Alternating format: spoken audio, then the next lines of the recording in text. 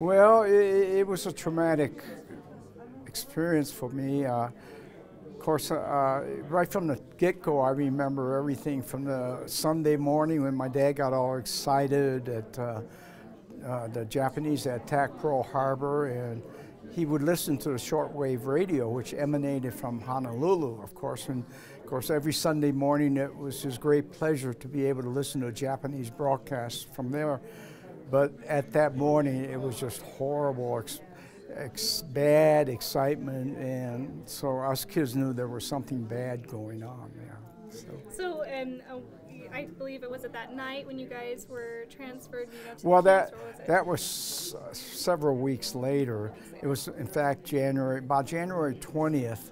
Pearl Harbor was attacked December 7th, but January 20th was the fateful night when a vigilante group came across the railroad track with oil torches and shotguns, we believe, to come and kill us. So it was a traumatic experience. It must have been about 10:30 at night. Yeah.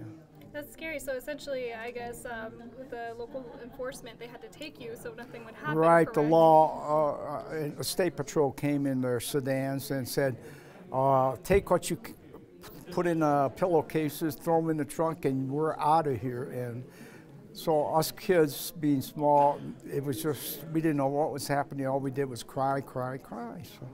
So what was it like, being that young, the camps, after a while, I'm sure you were transferred to another from Baca, but was it, I'm sure it didn't feel like home, but after a while. It was a horrible experience, I should say so, because we're growing up in Clovis, we're not amongst a lot of Asian people.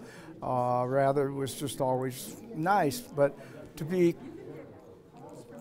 confined with hundreds of people in a block, it was just overwhelming. It was something that was not good.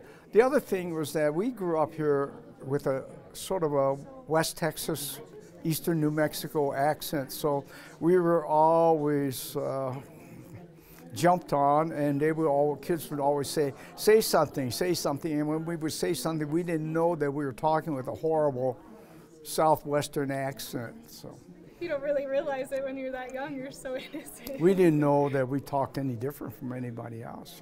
Yeah.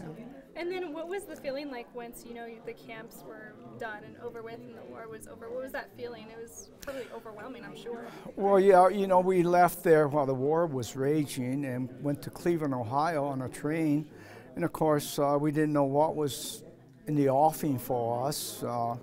But my dad, of course, although he was not American born, he was nonetheless was skilled in tool and die making and being a machinist. They needed him very badly to help at the tank plant. When young men went off to war, he replaced them, and so we're pretty stable there. But when the war's raging, of course, we're always fearful that somebody's going to attack us, whatever. It was always a scary experience from day to day. So after the war, you heard, I'm sure the residents couldn't help but to kind of be racist and everything. Was it kind of like, I guess for a young child to say, overwhelming, right? Like Yeah. You didn't... Well, our parents never expressed anything that was negative. It was always that we need to be model citizens here and prove to America that we're the most loyal, greatest citizen America could ever be, and that was always pounded into us. So we never talked about what happened in our childhood ever.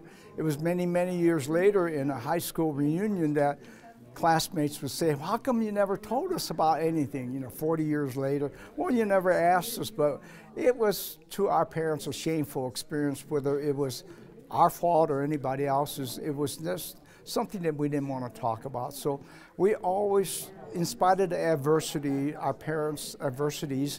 parents' always talked about looking ahead to take the opportunities that's always presented in the greatest country in America. Here in America. So I'm pretty sure you